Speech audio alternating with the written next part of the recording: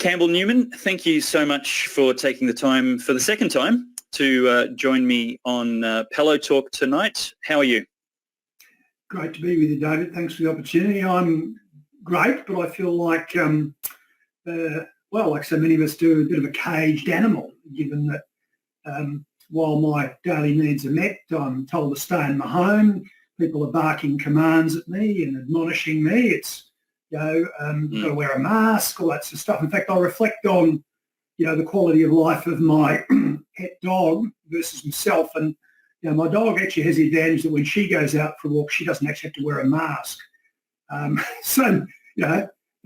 look, it's just this, these are crazy times. And I just say to probably set a bit of a framework for how I'd like to talk to you in this interview. That, look, I'm just so desperately concerned about the future of Australia. I'm 58 in only a few days' time. I have never felt this worried about Australia, who we are, where we're going, and hopefully how we get out of this mess than ever in my lifetime. Yeah. Well, happy birth week for your 58. Thank you. Now, we will just show an excerpt of a longer interview in tonight's show, and for those watching, you'll be able to go to goodsource.news and find a post with the full interview with Campbell Newman. That'll be around about half an hour in length. But just for the purpose of tonight's show, I think most people who would normally vote right of centre are right now desperately concerned about the direction Scott Morrison and some of the allegedly Liberal premiers are taking the direction of political policy on behalf of the right wing in Australia. And it's the opposite of Liberal, it's authoritarian. And now you've just quit the LNP, articulating many of these concerns. Can you please rehash the statement and just summarise the reasons why you've handed in your resignation to the LNP? Well, firstly, I have no quarrel with the amazing men and women who are the rank and file of the Liberal Party, the Liberal National Party in Queensland, and I'm really sad to be breaking with the party. But the people who I'm cranky about and the people who've actually caused me to reach this decision are actually the politicians from the LNP and the Liberal Party. They do not represent our values. They are not standing up for what the Liberal Party was all about. And the Liberal Party is all about middle Australia. It's about aspiration. It is about freedom and liberty. It is about supporting small business. It is about ensuring that the country is safe from external threats. It's about being able to speak up and to associate with those that you want to associate with. It's about being able to live your life with minimal government interference. It's meant to be about small government, about frugal government, about spending tax dollars wisely. It's not about large deficits, huge increases in debt. And it's also about reducing red tape on us and our daily lives, but also on business, particularly on business. And just to close that off, I'm in business, and most people in the Liberal Party in their political wing have not. They haven't at all. They're political staffers or they come from industry associations, and they have not an idea at all about running a small business. Well, I do. I know about it, and I can say that for 6.5 years in my business, I have watched more and more red tape.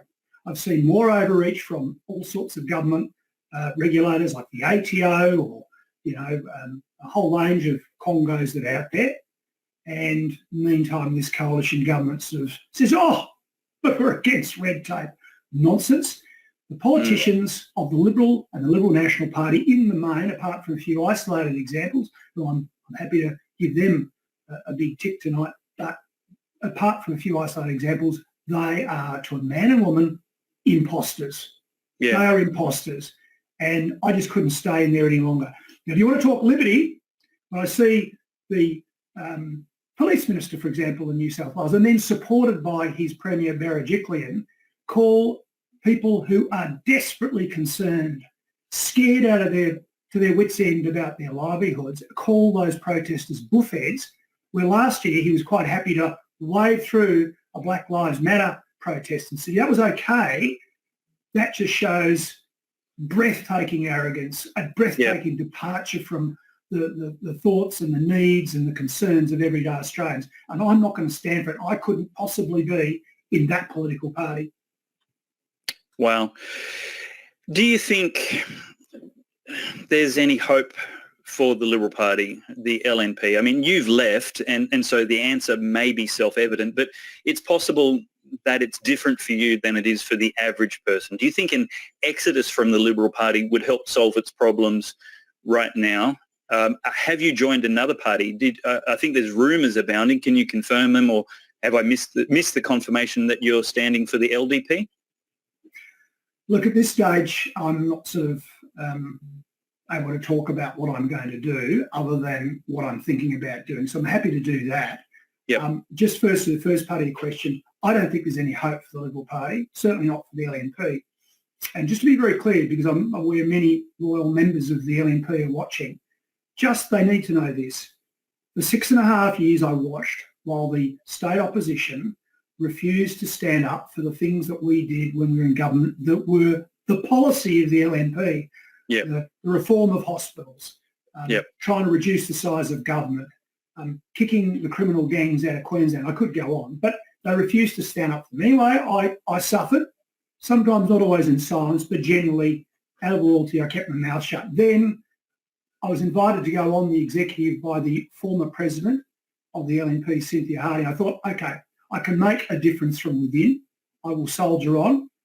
When she put my nomination up to the executive, it was opposed by every MP in the room, by David Littleproud, by Peter Dutton, by Jared Blade and Tim Mander, and also the federal president of the Liberal Party, Mr. John Olsen. So when you get that sort of feedback, you know it's time to go. So look, I don't think that I could make a difference from the inside. So turning to my plans, well, it's like this. I am having a really good look at whether I will stand for the Senate for Queensland, either as an independent or with a party. Meantime, I have been absolutely blown away, David, by the supporting emails and messages I've been getting. I have, for example, in a 48-hour period, I had about 160 messages via my website, and 2 said, you're a traitor. The rest were incredibly supportive. Most from Queensland, but many from around the country. So I'm encouraged by that. And I just say to people, if you want me to stand, and if I decide to do that, I promise you this, I will be your champion. I won't stand up for this nonsense. I won't sit there in silence like these political operatives, the political class, the insiders in Canberra. If I go to Canberra, I'm going to make waves and hold whatever government's there to account. Now, you've been the man in the captain's chair before. You understand the realities, as you talked about, and my idealism doesn't have to accommodate. But, the realities of political possibility as opposed to political idealism. What do you think, if we were to have some sympathy and some empathy for the difficulty of the job that Scott Morrison's facing right now, and Gladys and Stephen Marshall, right-wing people, ostensibly from a liberal value base, what's the path out for them without shooting themselves in the foot politically and saying, wow, I really stuffed that all up. I've got it completely wrong. We need to do things the opposite. What is the strategy right now that manages that balance that politicians want between career and conviction? Well, here's the problem with all of them. So I'm now talking about politicians, because there's Labor premiers, there's a Liberal premier you just mentioned, there's a Liberal Prime Minister. For me, it's very, very simple, David. These people have spent the last 18 months devolving all the decisions, really, slavishly to the medicos. There are more issues at stake than medical calls or public health calls on this. Exactly right. It's always been very, very clear. And the problem we have right now here in August 2021 is one that has been delivered by government failing. A government failing in terms of how to manage inbound people and quarantine, and a big turf war there, which has been very unedifying. And secondly, it's about the failure of the vaccine rollout. And it's not just because of the federal government, it's because of things like a Queensland Chief Health Officer who has been instrumental in creating vaccine hesitation in this state. And there's huge stocks of AstraZeneca, but people don't want that because the CHO essentially said, it's dangerous. And that's the message that's out there. So those two things, inbound quarantine and vaccination. So what do they need to do now to answer your question? Well, very straightforward. The first thing is this: buy a date. No, I'm not the expert, but I'll pick a date. By the 15th of December this year, anybody who wants a vaccine will have been able to access a vaccine. My position on vaccines, I've had my first shot. I had it before the Premier of Queensland had hers, by the way. I'm waiting for my second one. It's in a week's time or so. And it's AstraZeneca. And I'd encourage people to go and talk to their doctor and see what vaccine's right for them. And I have no issue with the vaccines. I think it's the right thing to do. I think it's important. But anybody who wants a vaccine by that date will have had the opportunity to get it. At that point, we're opening up. We're not going to have lockdowns anymore. We're not going to shut borders. We're not going to have vaccine passports. We're not going to have to use QR codes. Brilliant. If you get sick, the health system is there. We have a great health system in this country, and we will do everything to look after you. And we're going to tell you that, the consequences of getting sick could be grave in some isolated case, in a small number of cases. And we've seen that overseas, that people could get quite sick. And that's why, there's a recommendation there to get the vaccine. We should also look at alternative treatments. And I'm not going to get into that, but there's a lot of talk around out there, reputable talk, that there are treatments that people can have to actually try and mitigate the severity of COVID-19. Yep. So that should be the plan in terms of community and public health. The other aspect to it is we need to open up the international borders. That's a bit more tricky, but we need, at least in each state, a proper regional quarantine facility that's like a mining camp or a caravan park on large, where we're not having people sit in a hotel room down the corridor from someone who might actually have the bug and it's in the air system. I mean, to keep using hotels when it's an airborne virus, it's just crazy, but they're still doing it. And I guess my final point is this: is they have done a bad job. That I just get really frustrated, as you can tell, that the mainstream media want to let them off the hook. It's an island. We could have done better. We should have done better. Again, the problems we have today here in Queensland are due to the failings of the politicians and the bureaucrats, and so on and so forth. New South Wales and Victoria. Don't let them off the hook. Demand better. It's our tax dollars.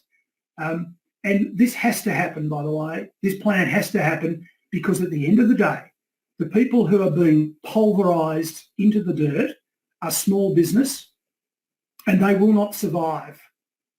They will not survive if we don't do this. And they pay the taxes. And you public servants and you politicians, you know what? You work for us. Let's just go and deal with the specific, and you were sort of alluding to this. Take the very many calls for Dr. Young, that Dr. Young's made. Well, I happen to know right now that blood supplies in this city of Brisbane are incredibly scarce.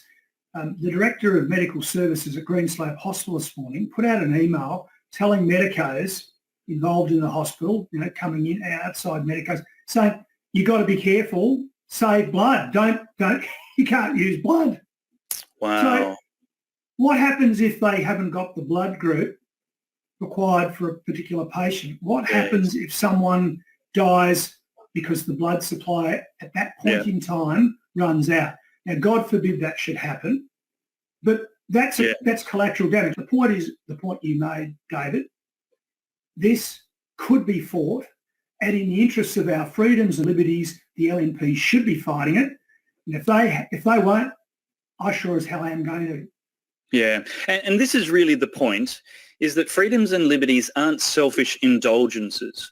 And this is something we on the right super struggle with, is we've got, I don't mean to pat myself on the back, but we've got all this common sense and truth and wisdom, and we just package it like it's, I don't know, brown paper.